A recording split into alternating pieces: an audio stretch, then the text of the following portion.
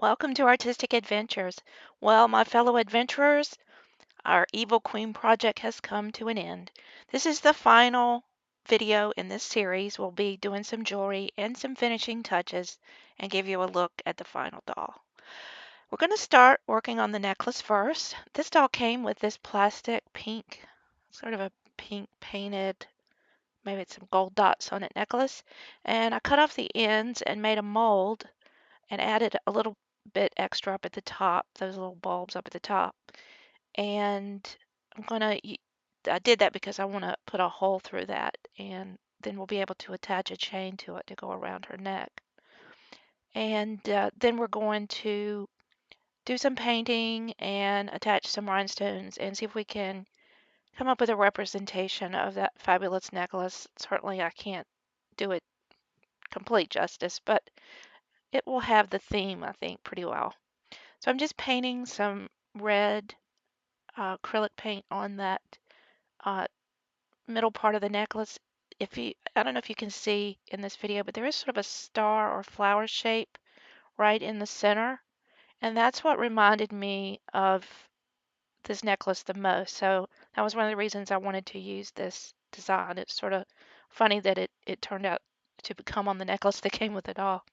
So we're going to paint those. I don't happen to have any rhinestones in that shape, but once we get a few coats of the red paint and then put some varnish, gloss varnish on it, they'll look pretty shiny and I think it'll look pretty nice.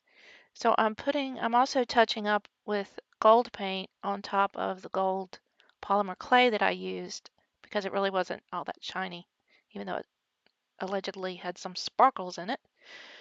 And then I'm also putting a few touches of silver paint here and there just for some accent. And at this point, I'm putting a little bit more of the red on. I want to have a nice thick coat so it's very, very red. And then after that all dries, we'll put some clear varnish on it and attach some rhinestones. I did put, like I said, some silver dots on it too, just for accent. And I think actually with the size of this doll, this size of a necklace is about all we're going to be able to accomplish. The necklace that the Evil Queen wears is really huge, and it will be difficult to make one that big for a doll this size. All right, I'm going to put a rhinestone, well, actually, it's a crystal right in the middle, a clear one. And then I'm going to put two large red crystals on the bottom lump of that design, and then two smaller crystals on the top. And now I'm using that Liquitex High Gloss Varnish to put coats on the red petals of that flower design so it'll look shiny. And there's our finished necklace. A little bit later, I'm going to put some jump rings through those holes and a chain to go around her neck. Now, one thing I forgot when I was working on the dress is that the sleeves actually also have that sort of elaborate embroidered design. So I just used some fabric and basically the same technique as I used for that centerpiece, but it does go around the edge of the sleeve there. And one thing that's nice about it is it's going to help hold that flowing sleeve down a little bit so that it looks a little bit more gathered.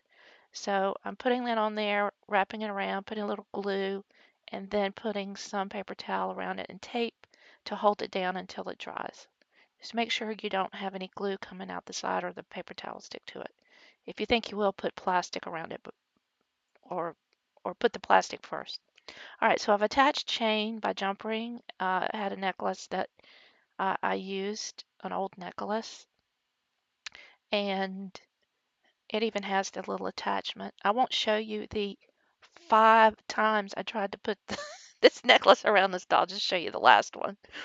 The thing kept slipping out of my fingers. Of course, I did put these long fingernails on last night, and I'm going to blame any mistakes on the long fingernails. But anyway, that's how the necklace turned out. I think it's a good representation of that look. So very nice. Now we're going to make her some earrings. She doesn't really wear or in this for this costume, she's not wearing very elaborate earrings. It really looks more like just some diamond studs. I'm going to make some little dangling diamond stud earring, not studs, but diamond earrings. And basically the Monster High dolls already have that hole in their ear for earrings. So I'm just uh, gonna push the wire in, and actually had to curve it a little bit for it to stay in. Had to curve it downward. And then I'm gonna apply a little bit of glue underneath just because I don't want these things to keep falling out. So I did that for both sides, and now she's got some pretty little dangling rhinestone earrings. I think that's really all you need when you have that fabulous necklace. You don't really need any elaborate earrings to go with that. All right, so there's her little earrings and her necklace. So that's pretty much it for jewelry. We already had done the rings and that finger card thing. So it's time to apply the infamous feather neck, whatever you call that, collar, I guess. And there's our finished Evil Queen. So let's look at the full picture now. This is a full length view, and there's a view from the side, and there's the back so you can see the train that comes out a little bit longer. And of course, we did put her boots on, so she's got on those thigh-high boots. And there's a little bit closer shot and one of her face. And there she is, our finished Evil Queen. A little sad to see her go. That was such an interesting project. I hope you liked it. If you did, please give me some thumbs up. My next video will actually be opening my first resin ball jointed doll that I just received. So subscribe so you don't miss a thing. Bye.